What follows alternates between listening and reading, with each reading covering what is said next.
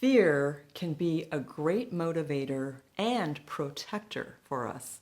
But all too often, fear is something that gets its grips on us and paralyzes us from action because of unwarranted worries.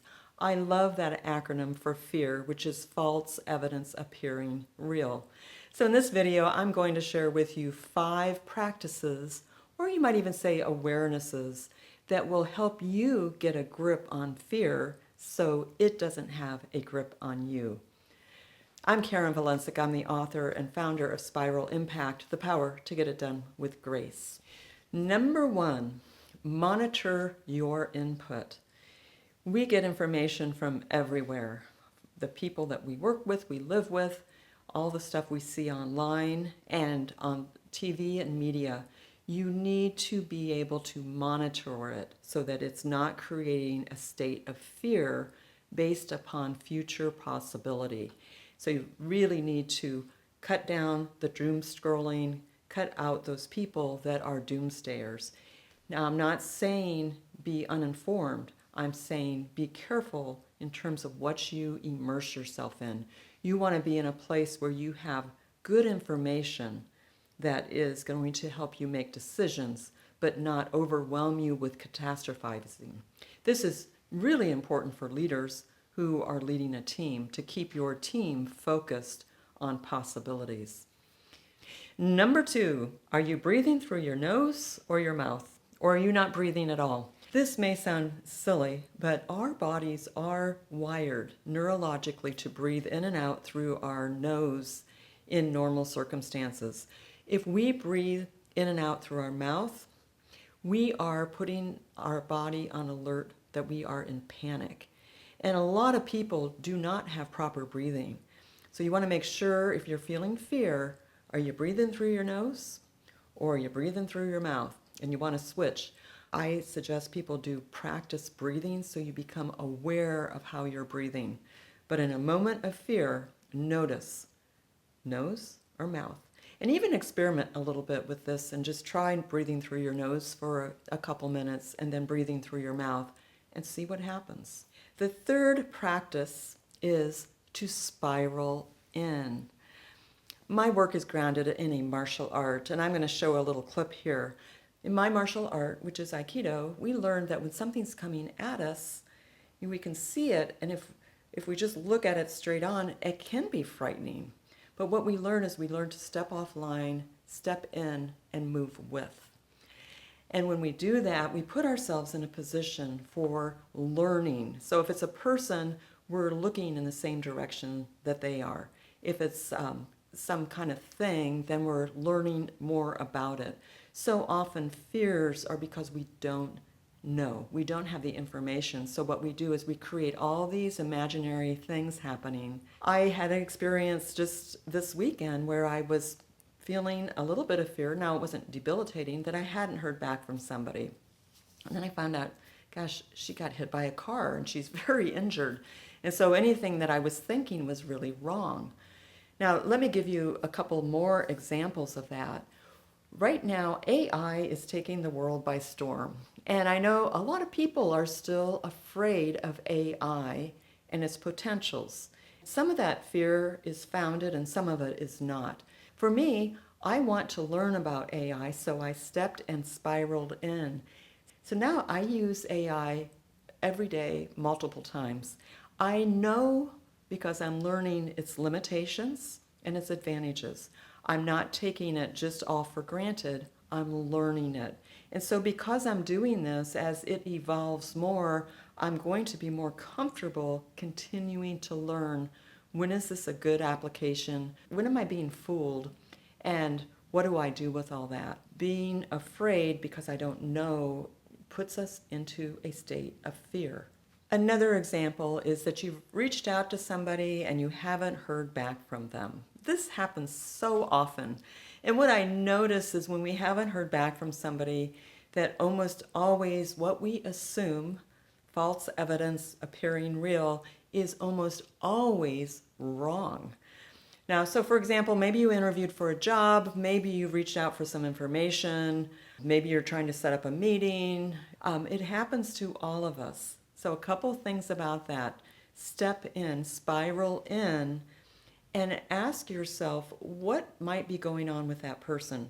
If they work in a large organization, it may take them a while to get back with you.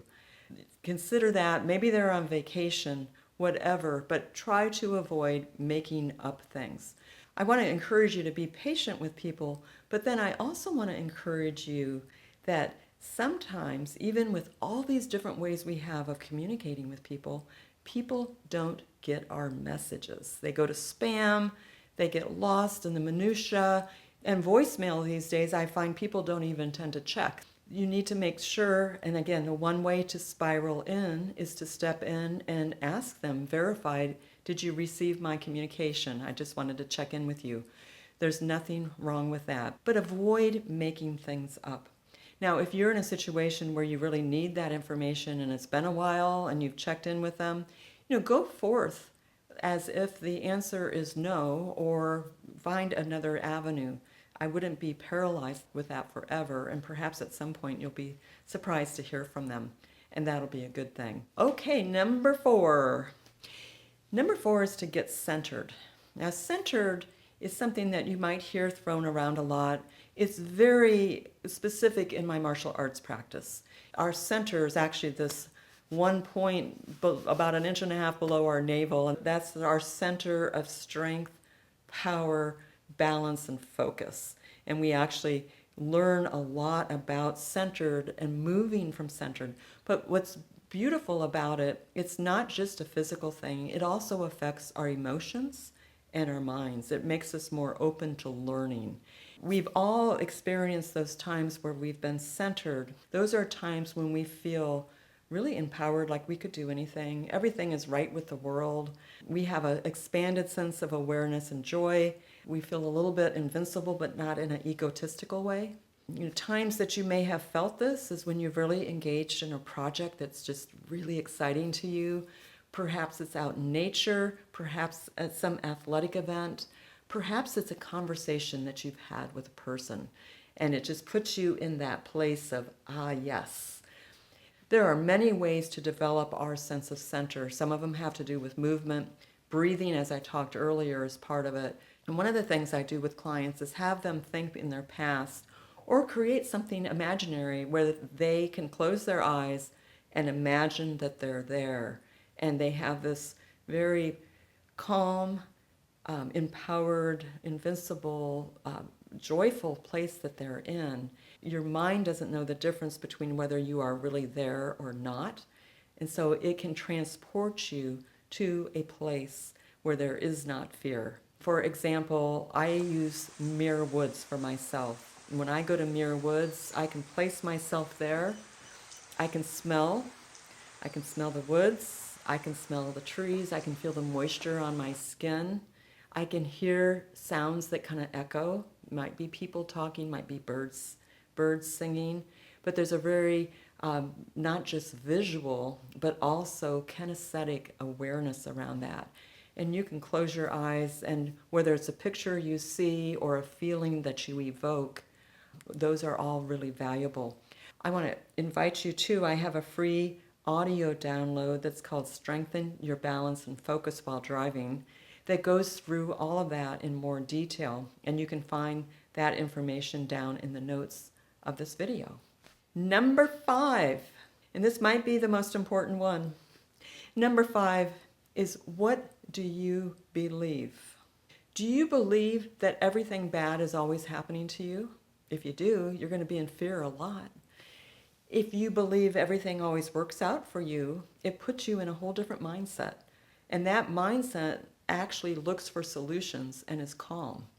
And that can make all the difference in the world. There's a quote that I've always loved, which is, everything works out in the end, and if it hasn't worked out, it's not the end. So don't get ahead of yourself.